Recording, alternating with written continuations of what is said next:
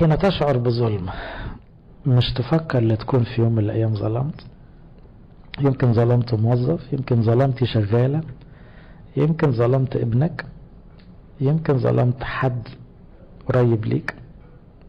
لما تتهم بتهمة ويبقى صعبان عليك نفسك قوي، طب ما يمكن الشعور ده انت عملته في حد. الأذن السامعة توبيخ الحياة.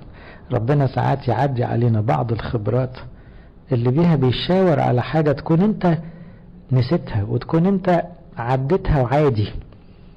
العيال دي عمرها ما تابت على فكرة. الأسباط دول بعد ما عملوا عملتهم لم يذكر ان هم تابوا ولا خجلوا ولا لا، هم خلصوا من يوسف وخلاص وعاشوا على كده.